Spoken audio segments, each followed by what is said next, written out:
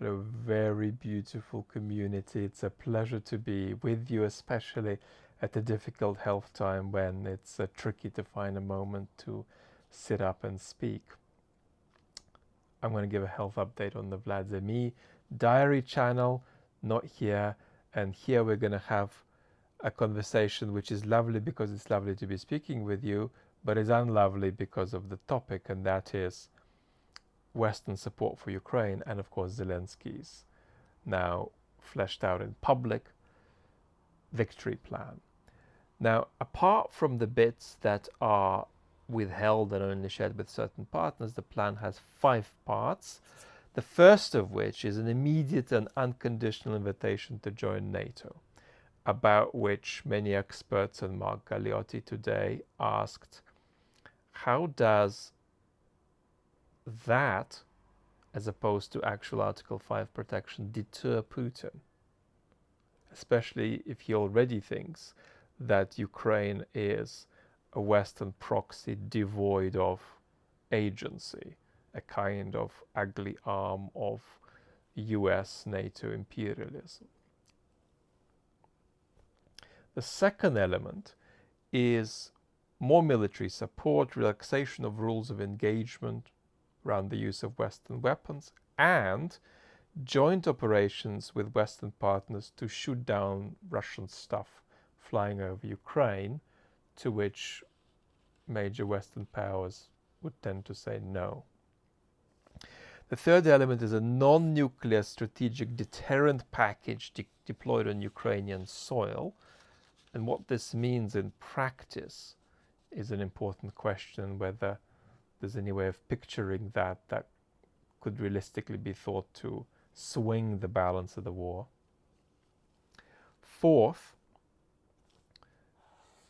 the United States, with partners including the European Union, of which Ukraine will be a part, says Zelensky, will agree to maintain the sanctions on the Russians, but also invest and protect Ukraine's critical resources. And again, Mark Galeotti asked today, what does that mean in practice? Does that mean providing money for Ukraine to fortify factories and mines, or does it mean foreign air defense systems sitting on Ukrainian soil? 5, Ukraine will have one of the most experienced and sizable military forces, and it could be used to replace US military deployment in Europe, which is not necessarily an idea that's going to impress major Western powers. Now, what is going on here? And is this Zelensky asking for things, as ever asking for more than he is going to get just to get more than he has? Or is there something else going on here politically on top of that, on top of this being a kind of ask? Well, I think there is. And I'll tell you what that is in a moment. But as far as the ask goes, the purpose of the ask is not just greater support from the West, but greater involvement of the West in the war. Sort of a maximal globalization of the war. Let's get the West to escalate more in response to Putin, stand up to Putin properly by becoming more involved in the conflict in a way that may lead it to get even more involved than that. So that's the direction of Zelensky's travel. And of course, the direction of Putin's travel is leave us alone. Let us just do this terrible, ghastly war. It's just a local ex-Soviet problem. So Putin is saying local, Ukraine is saying global. But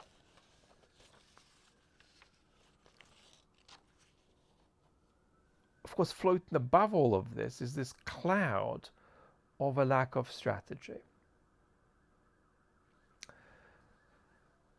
Now, one question is, imagine on a reasonable interpretation, Ukraine got all of what Zelensky is asking for. It's not clear to me that that would lead to Ukraine winning the war. It's not clear to me that what Zelensky is asking for will lead to Ukraine liberating all of its territories. So that's an important consideration, because there is a lot of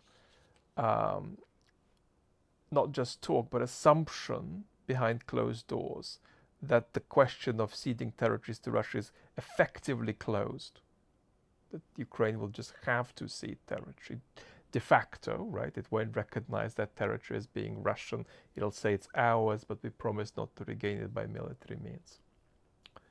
I don't see what Zelensky is asking, even though it is very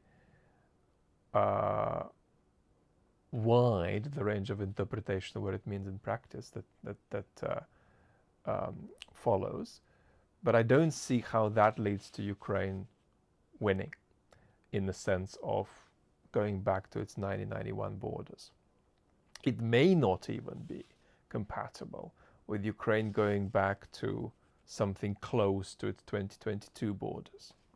So the way I put it earlier on the Twitter X, whatever it's called now, is that Zelensky's plan is an appeal to a world that isn't there.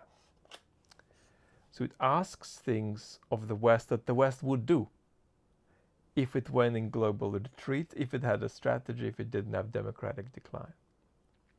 And of course, it's important to remind ourselves again that the West is not hesitant about Ukrainian victory. There's a lot of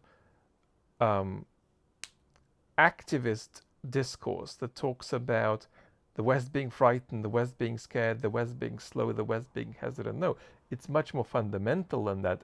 It doesn't want. The West does not want full territorial liberation for Ukraine. That's not its position, right? It'd be a question, how would the West react if that began to happen, secondary to some kind of Russian collapse? But that's not the West's policy position. It wants Ukraine's survival. And changing, but not victory. And changing that would require strategy. And strategy requires democratic health that we don't have. But now here is what I think is the more that is going on here. And that's that Zelensky and the West are involved in a kind of a contrived dance of cross purposes. And analyst Vladimir Pastukhov has called it a dance between one party that doesn't hear the other and the other party that doesn't see the other. So what this means is that Zelensky is telling the West, give more support, otherwise we could lose the war. And the West is just pretending it's not hearing that, largely, right? More support is needed, otherwise we could lose this thing. You guys awake to that. We're there kind of as long as it takes, and we'll be there, and whatever that means as long as that takes. So the West is averting its gaze from what Zelensky is saying.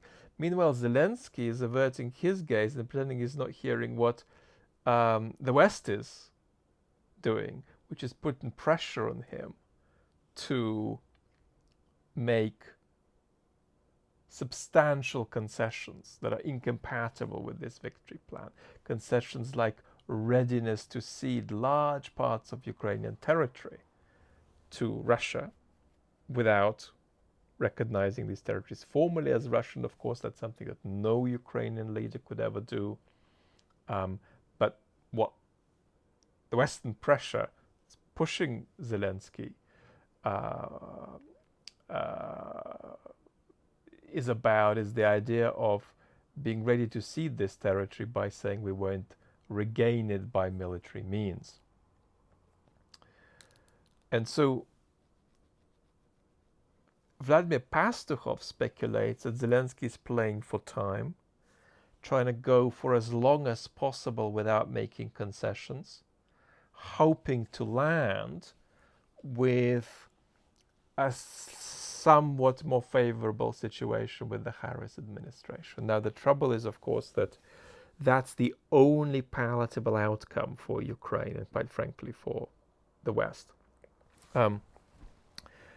in November. And that's too something about which we'll talk. I'm so sorry, I'm beginning to struggle a bit. So that's something we'll talk a bit about in the next few days. So much love.